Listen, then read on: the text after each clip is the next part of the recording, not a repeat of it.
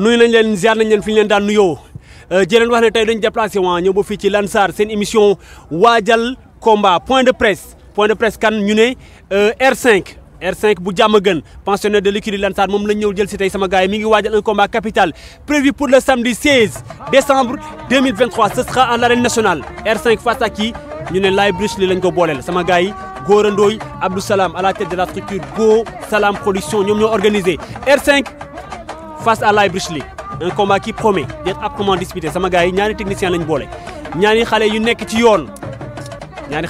yoon mais tey ki ma ñëw seet ci moom laa wax parce que Laye Bruce Lee ku ko xam-xam na ni ci ay victoire la jóge tegale ay victoire gëm na ne day téye làmb ji ki mu dajeel nag jàpp na ni ku mu jàkkaarlool ci biir géew moo la mën R5 njool mi moom lañ ñëw seet si tey fas yéene séq ak moom question réponse point de presse léegi fii ci Diamaguène mbër maa lay ziar. waaw baado onze billah bismillah ina wona yàlla jërëjëfe borom Touba jërëjëfe borom Touba jaaraama Baye Sidi Mbacke alxuraan yow suma yàlla na fekk suma njëriñ ak yaay ñëpp maa lay fay. loolu mooy nuyoo bi. mooy nuyoo bi waaw. noonu la fa demee. waaw parce que maire bee waral lii yëpp. ndeysaan waaw maire bee waral lii yëpp. billaahi bu tekkee rek ma retraité. waaw yàlla nañu yàlla suturaal. amiin waay. nga ne nañ ma jox Laye Bruce Lee Go Salam Production boole leen ngeen war a jàkkaarloo samedi bi avant tout est-ce que xam nga kan mooy Laye Bruce Lee l'enfant de Kër Mbaye Fall est-ce que xam nga ko. non Laye Bruce Lee xam naa ko xamul làmb nii rek. waaw xam naa ko xamul làmb nii rek. waaw làmb tax ma xam ko waaw mais maanaam yow bu er naxul boppam yow naxoo sa bopp yow xam nga ne er mënu am lu yomb si làmb. mënoo am lu yomb. non. te utoo lu yomb. déedéet mënu ma ko am. ñi ma bëreel ñëpp kii moo si gën a nekk poids léger. yow xam nga li ma la wax baax sama combat bi yaa war a boole. waaw mais nag il faut tamit ma préciser une chose ah R5 ni ma la toppee noonu laa toppee Laye Bruce Lee. gis nga yaakaar bi nga doon boo duggee Diamaguène jak saaw Sicap Mbao ñu ne la R5 yaakaar la boo duggee fii di Kër Mbaye Fall R5 noonu lañ ko yaakaar kii di Laye Bruce Lee noonu lañ ko yaakaaree gis nga ni nga bëree ci làmb ba mbër gis la tuddee la boppam ñu ne R5 numéro 2 n'est-ce pas seeti naa ko R5 numéro 2 sa turandoo Laye Bruce Lee noonu la bëree ba mbër gis ko ne kii mooy sama idole man maay Laye Bruce Lee numéro 2 est-ce que yaa ngi dégg kon da ngaa prouver ñu boole leen mais période bii dama la ne moom dafa nekk ci confiance dafa jóge ci ay victoire yow da nga jóge ci défaite nan ngay aborder combat bi. maa ko confiance fuuf man mi jóge ci défaite. man mi war a ñëw rectifier wu. da nga war a ñëw rectifier. sama retour bi nee naa la bu doon muurloo sax dama koy marqué force la. foo ko teg. déggool ci liggéey. waa ci gën a xam sama bopp. ci respecté sama bopp xam ni topp suma ginnaaw. comprendre nga. dépp ma jóge gaam ba léegi ñi sama ginnaaw amatuñ jàmm. damay nelaw ñuy fanaan ci buntu kër gi. tey sal mafia bi. yabuma leen kon yabuma leen de. voilà. weexu mbaam bi anamu. weexu mbaam bi day dekkiwaat. yaa ko reporté woon di nga ko reporté waat. waaw combat bële. waaw bële nga daan def weexu mbaam bi mais bii passé defoo ko de. waaw boo daanoo doo ko weex.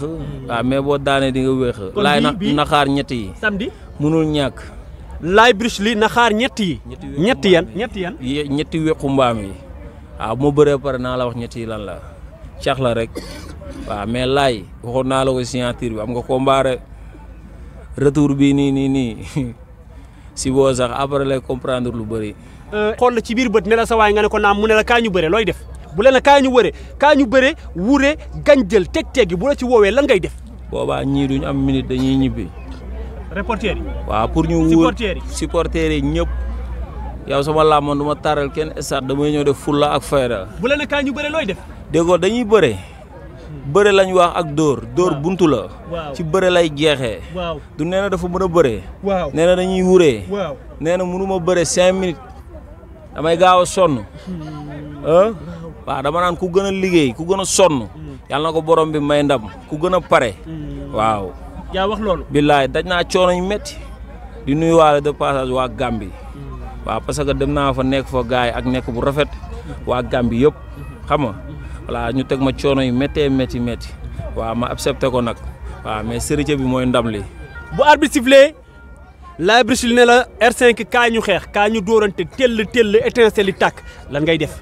dawuma loolu.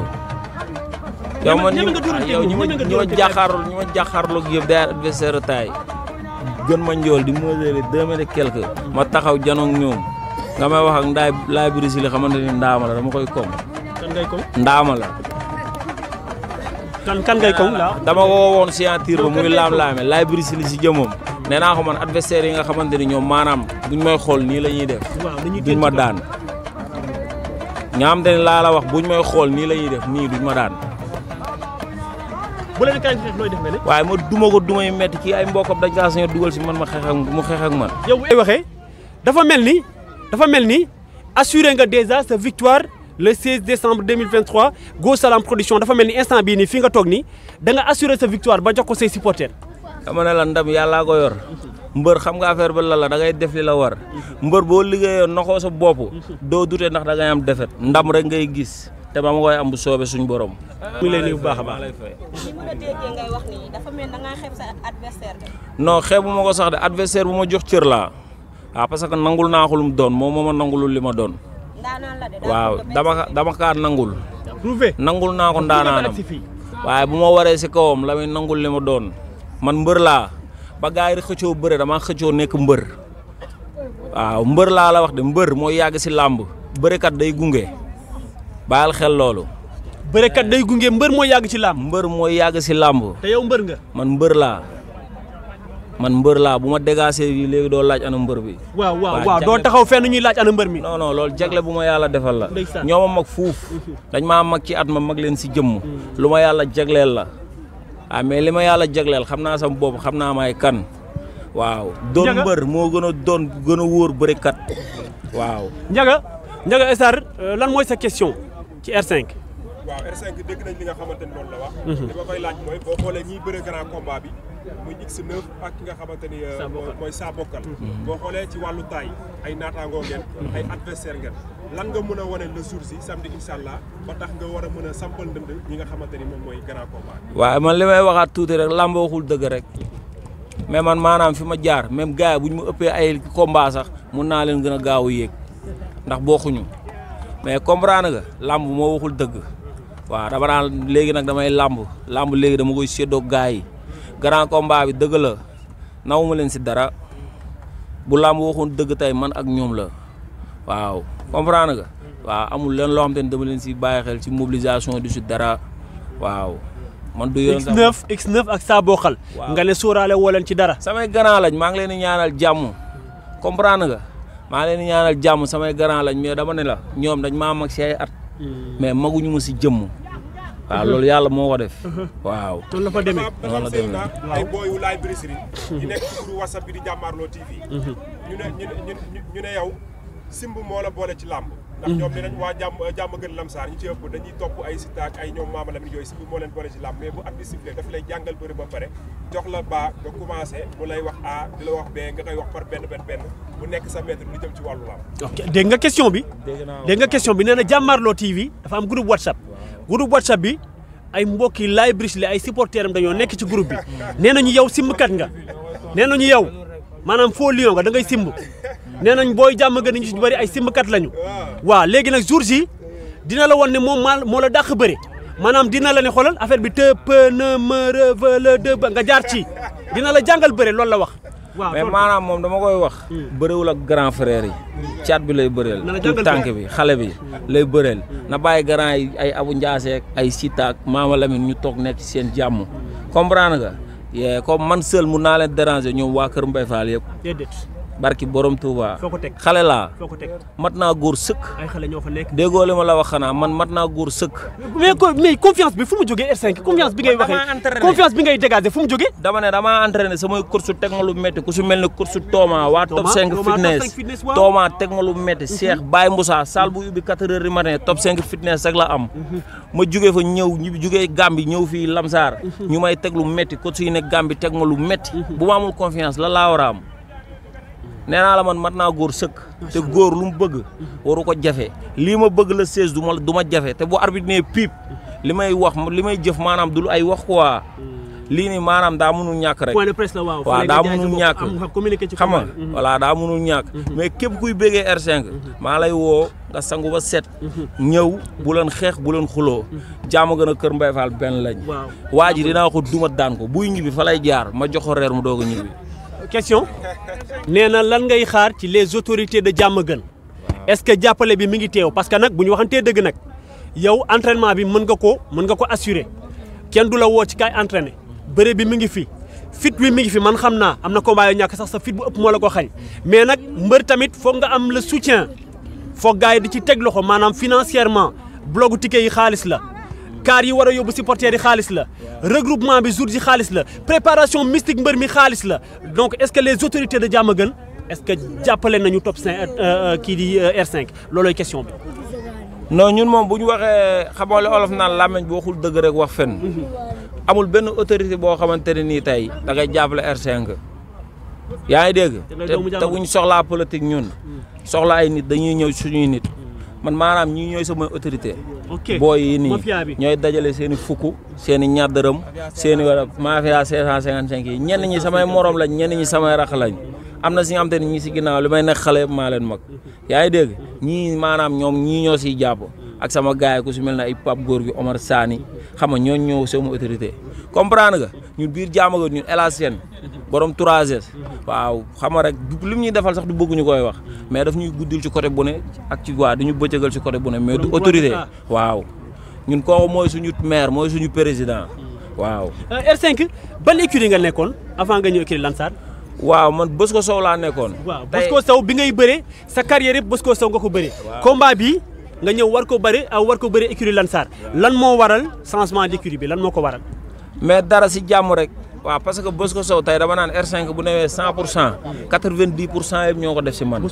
maa ngi leen di nuyu ñoom ñëpp. waaw di leen wax samay kilifa fa ne. combat bi am na ci bis yoo xam te ne fa laa koy nekk di. lu waral changement d'écurie bi. waaw fa laa ñëw ak yow parce que tamit li yow li nga questionné nii sax xamoo sax lu tax nga wax lii nii. waaw parce que tamit wax ji bari na coow li bari na ba léegi tooguma wax si. man foofu maanaam sama écurie la. sama kër la sama lépp la samay papa fa ne. samay ndijaay fa ne samay maga fa ne samay lépp fa ne du dara gars yi dañoo toog xam nga staff yi toog ñu waxtaan rek xam nga man ndaw laa dañ naan defal ma def bàyyil ma bàyyi comprendre nga fii yëpp benn lañ c'est la famille pare ba gars yi bëggee démission jafelu ko parce que dana leen monument écurie bi la comprendre nga Diamaguène ak Bosco Sow ak Lamsar ak yëpp benn lañ c'est la famille mais déplacement bi du dara maanaam da nga génn ci poste bi dugg ci poste bi. kese loolu kese la. benn kër la da nga génn ci néeg bi dugg ci néeg bi. billaahi wallaahi taalaay maanaam damaa génn si néeg bi dem ci ëtt bi. ñaawul. dara du ñaaw. barke alxuraan ñaawul. foofu sama turandoo mi ngi fa. bu ñaawoon boo ma fa dugal ni bu ñaawoon. entrée la waaw dugal bu ñaawoon laa wax. xoolal bu ñaawoon. ba ma fay jógee dama yóbbaale sama turandoo yóbbaale sama raq 55. mais ñaawul moo tax ba léegi ñu des fa. te ba ma fay jógee dama leen a taaj. ne leen man maanaam dem bi sax du loo xamante ne nii sax sama coobare la mais dañ naan ma defal ma def bàyyil ma bàyyi mais man dama am kilifa mais ñoom maay seen kilifa ku ci mel ne 55 ak sama turandoo toog leen ñooñu fa la ñuy ne roi des arènes fa la ñuy zibilé waaw parce que déggal nañ ma waaw. wow Fils de Max. Fils de Max sa doomu ndey. sa doomu ndey R5 di waajal un combat capital. ñu fekk leen macha allah yow moom macha allah ku la xam na ni Baye Fall nga mais combat bi c'est prévu pour ce samedi 16 décembre Gorondo Abdou Salam ñoom ñoo ko organisé. lan ngay contribuer lan ngay wax ci combat bi.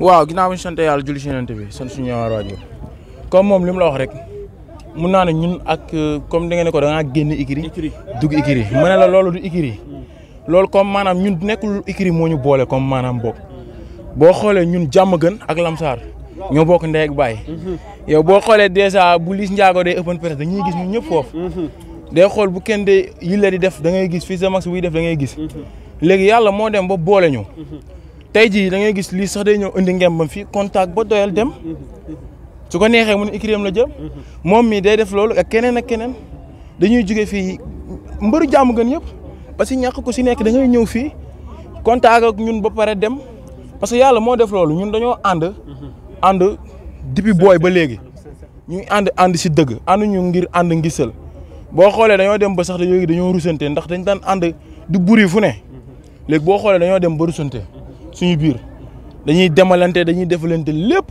wallaay lazim mbër bu si amee combat boo demee ba cate sax da ngay woo sa morom te mun nga xoo bañ a woo da ngay woo sa morom moo lay dimbali teg la si code ba loolu sotti te keneen du ko yëg te mënoon na ko wax civil bi yàlla moo ñu defal loolu léegi nag tey jii moo tax comme mbër jóge écurie bay ñëw fi écurie non loolu du si dara sant yàlla la parce que ñun benn lañ man damay jóge dem foofu contact te Lamsar laa ne.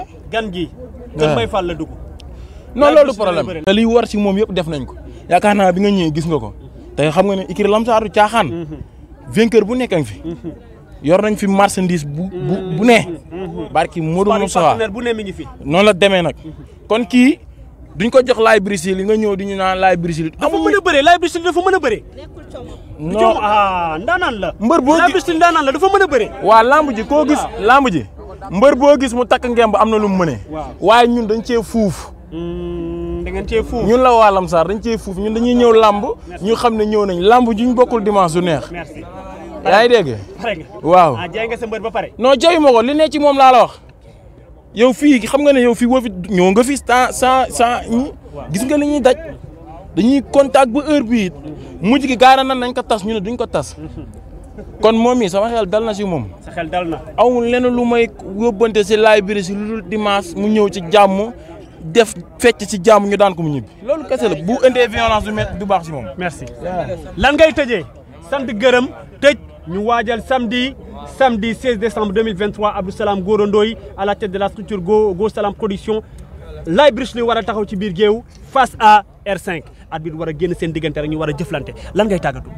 waaw mais avant tout yow man. sa question jeex na sa temps de parole jeex na noppil. damay woo waa Diamaguène bloc 16 bi yaa ngi dégg da woo Diamaguène ñëpp bloc 16 bi yëpp waa di woo jegsaaw gi may yeewoo di leen wax man maanaam seen doom laa niñ ma daan taxawoo musuma wéet ci dara musuma wéet si dara si biir jegsaaw gi waaw lamb ji nag dama ko jagleel suma rax lamb ji dañ ko teg suma loxo ma delloo war ko ci biir gi rek muy suma rax Khalil Oji waaw di suma rax di suma xarit Oji waaye mooy rappeur bi tegu kay comprendre nga waaw Khalil Oji waaw moom laa tudde bis bi maanaam di wax mbokk yi du alal du dara mais maanaam coloré gi la rek ak maanaam xam nga li gars yi naan ànd bu yàgg baax na mais ànd bu dëggu moo ko gën waaw ci ànd gu dëggu googu noonu moo tax tey ñu jëlal delloo Khalil lépp Oji waaw di la wax sasuñu la si dara laajuñu la si dara yow teewal rek ma defaral gan gi ñu ñibbisi waaw comprendre nga mais maa ngi nag sant waa Gambi maa ngi sant waa Gambi bu baax di sant maanaam Saliou Ol ak seen waa kër ñoom Efo xam nga ñoom Ilimane gars yëpp maa leen di sant parce que tamit damay ñëw ci kër appartement lañ may jox defal ma fa lépp dañ may booleel sax koo xamante ni su ma yónnee dañ naan ko demal mu demal ko comprendre nga kon waa Gambie man aw ma seen fay di leen wax r fi mu toll nii eru Sénégambia la comprendre nga di sant waa Salba waaw parce que tamit balaa ngaa woo ñu la jàppale wool ñi def ci yow doole ba pare comprendre nga sama coach yi waaw di woo sama wax coach Sam Idi Ilimane Mohamed waaw na seen xel dal waaw li ngeen def si man xam naa ko te wóolu naa ko su ma paree wàcc jàmm gën fii coach Tooma waaw moom dama koy tijjee di ko tëjoo parce que tamit top 5 fitness laa nekk di entraîner boobu ba léegi ci gratuit laay liggéey ñu may xama entraîné loolu metti maa leen si woo bu baax di seen sant di leen gërëm ko su Tooma Cheikh Baye Moussa waaw di bëggee nag sama boy yi ne fii nii mafia bi 555 waaw parce que R5 dafa nekk 55 nekk fa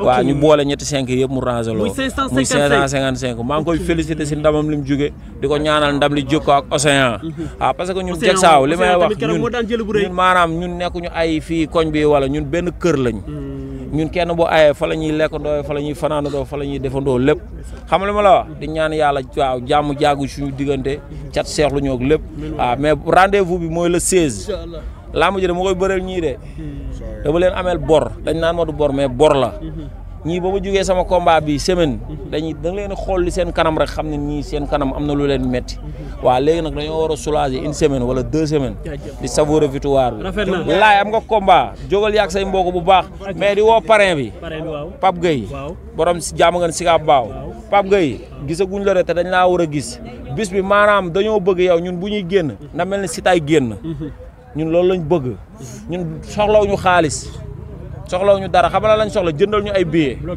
jëndal ñu ay bolok man sasu li ma la sas bariwul jëndal ma ñetti bolok rek booy nii seen fukk ak seen ñaar fukk li jëndi nañ tolloog 5 bolok seen fukk ak seen ñaar fukk comprendre nga waaw di leen wax nag lamb ji seen lamb la mais Issa sama chauffeur bi borom Joal Fadiouth borom Kirène xamante ni fu may dem moo may yóbbu Pa Moussa xaalis bi bëri nag gis naa lépp waaw di bëggee nag man ñeneen ñi dañ naan bu ba leen sant mais mënu ma leen bañ a sant ku si mel ne ay Omar Sani Ndaara Fall Pape Góor gi Vega yi Diène Babacar xam nga ñoom ñëpp maa leen di bëggee waaw boo limee nag dongadul juum mais ragadul matale mais jaama nga daal boolog siège bi nañ dalal seen xel ndax bu dee liggéey naa ñaanlu naa waaw li des nag borom bi la te gëm naa day ànd ak man si kàttanu suñu borom waaw amiin ayca sama gars yi mi ngi noonu rendez-vous le samedi 16 décembre 2023 à l'arène nationale Gora Ndoye Abdou Salam à la tête de la structure Go Salam production ñoom ñoo organisé R5 face à Laye Bruce sama gars yi bu leen ko kenn nettali